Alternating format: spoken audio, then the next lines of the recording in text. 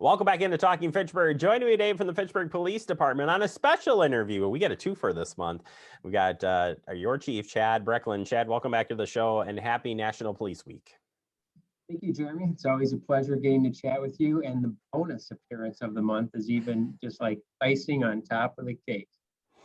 You know it, Chad, and glad you're taking the time out. And in all seriousness, thank you, and to everybody on the police department, Fitchburg. We appreciate what you're doing, and we're glad that we're able to talk about this this week. Certainly, a lot of buzz in the police world for many years, and especially in the last couple of years.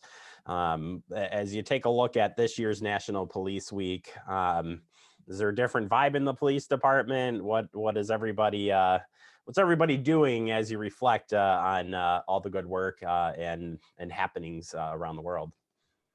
Yeah, so clearly it's been a challenging year plus to be in the policing profession. First starting with pandemic conditions last March, and then leading into ongoing civil unrest in our country as a result of largely police related incidents in our communities. So without a doubt, it's been challenging. There's certainly a level of scrutiny on police that I don't think we've ever seen to this extent and for this duration in my time in the profession, which is over 25 years. And you know what, that is, the scrutiny in some regards is appropriate. Clearly police need to be held accountable for their actions, and that is definitely an important component. But I do think it's important as we look at Police Week in particular as an opportunity to recognize the sacrifice and commitment and dedication that the vast majority of police officers serving their communities do day in and day out.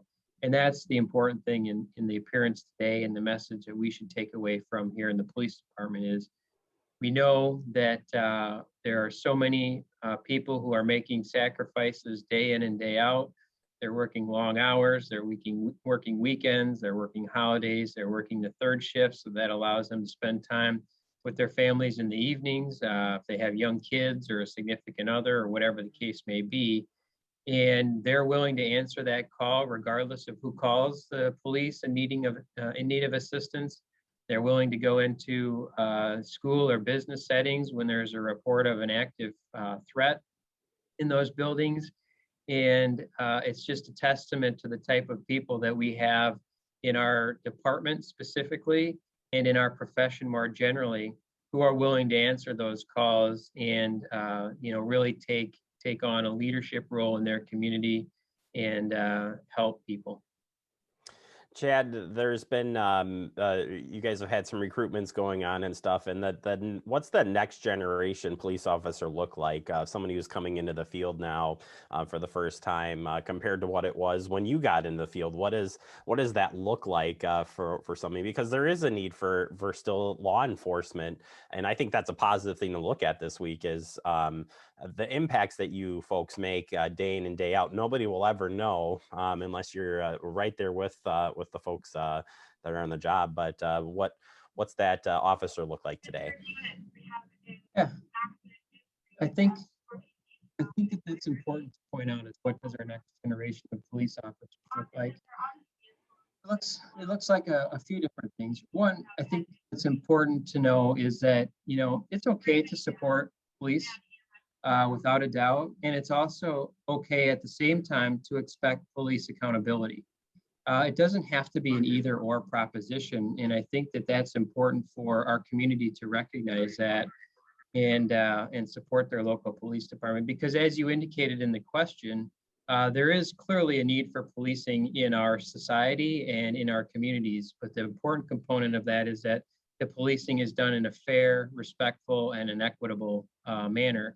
And those are the challenges that our new police officers and anyone in the profession obviously faces. And the things that the new police officers and really all police officers, again, our current ones as well, we want them to have sound communication skills. We want them to have sound problem solving and deductive reasoning skills.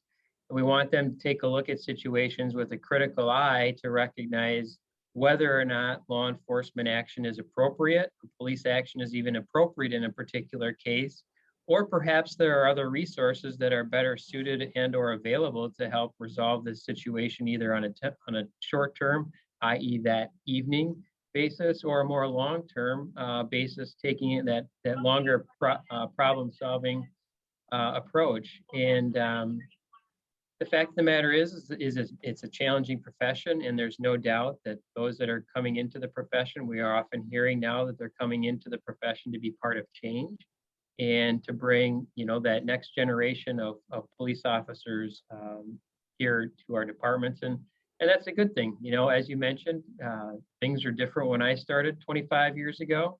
It doesn't mean my approach has necessarily changed because I feel like I've always taken the approach, and as have our police officers, to strive to communicate, to be fair, to be professional, be respectful, seek a problem-solving approach, and utilizing the community as a resource. So, yeah, no doubt, challenging to say the least.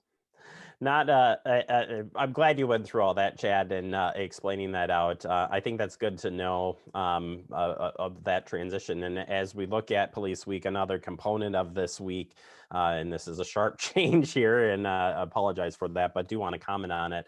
It's also a week to honor the fallen, and there's no doubt that there are more. There's been more deaths of officers in the line of duty. Or on the other side of things with mental health, as you look at those things and reflect from your perspective, how do you take all that in, and for somebody who's on this side of things doesn't know the strain and stress that carries with you? Yeah, as you mentioned, we do honor obviously the sacrifice of those who have paid the ultimate price in giving their life to the policing profession. That specifically is National Peace Officer Memorial Day, which is May 15th every year. And then, of course, the week in which May 15th falls is National Police Week, where we do want to recognize the overall service of our people serving in the policing profession. But employee wellness is becoming such an important component of our job now as police leaders, is to seek ways to help ensure the wellness of our police officers, because as you've mentioned, not only do we face potential injury and or death from circumstances in which our job puts us in, but the cumulative effects of the stress and the PTSD and those sorts of things that come into play have now brought additional light and awareness to the impact of suicide in the policing profession. And all departments, I shouldn't say all, but many departments are looking for ways to help improve employee wellness in an effort to put more resources being available to them, to hopefully provide them with the tools and the resources that they have at their disposal to help manage the stress that we see, improve their physical, mental, financial, and emotional well-being, and really be more open and direct in our conversations, and recognize that it's okay to ask for help. It's okay to be in need of help. There's nothing wrong with that at all.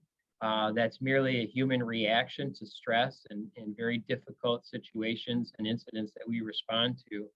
And it's okay to ask for that help and seek that help and take care of yourself. Because if you don't take care of yourself, or you're not in a position where you feel as though you're physically, mentally, emotionally, financially healthy, then you're not likely to be able to provide the best service to our community. I appreciate you sharing that piece as we wrap up the interview here, and appreciate the time as always, Chad. We've talked about it many times on our regular interviews, but looking ahead in policing in the police world, you've touched on it on various points today, and I appreciate that. But I think something to tie into this is the department is always continuing to train. You're always continuing to learn new things, bring new things into the program. You're working on your protocols, and I can't remember the other name of the other one you're working on, but the input from the community and stuff. So in any public safety world piece, you're always looking at and trying to improve as a department, not just a person, but as a department. And what does that look like for the Fitchburg Police Department? I mean, one of the things that I talk about regularly is constant improvement. And, any organization, whether it's a police organization or city government or a private business, I think in order to be in a position to be successful, to be responsive, carry out your duties, responsibilities, goals, and objectives in an appropriate way, you have to be looking at things from the mindset of seeking constant improvement. At the time in which we feel like we've solved the problems that we need to solve, so to speak, or our organization is, where it needs to be, is when we then become caught off guard by something, and or we don't adapt to changes in situations or issues as quickly as we should. So there's always a need for us in the Fitchburg Police Department to be conducting regular assessment of how we do business, regular self-assessment of how we individually carry out our duties and responsibilities, and always seeking constant improvement through training, education, and communication with others. All right, Chad, anything else that you want to comment on this National Police Week? I do. I just want to thank the Fitchburg community who has always supported its local police department. We have enjoyed a great deal of support over the years, and for that I'm grateful for. And I also want to express appreciation for all of the members of the Fitchburg Police Department, both sworn and non-sworn, who serve every day with sacrifice, commitment, and dedication. They are here 24 hours a day, 7 days a week to provide police service to our community. And without them, our community would not be as vibrant as it is. And, I really appreciate their service, and I hope that our community does as well. Chad, well said, and thank you again, and to every law enforcement person out there for everything you've done, even if you're retired, whatever the case may be. We appreciate it, and Chad, we appreciate your time as well. Thank you for sharing, and we'll look forward to talking to you a little bit later in this month. You bet. Thank you, Jeremy. You bet. Chad Brecklin, Chief of Police here at the Fitchburg Police Department, doing a wonderful job. We'll take a quick break. More to come. You're watching Talking Fitchburg.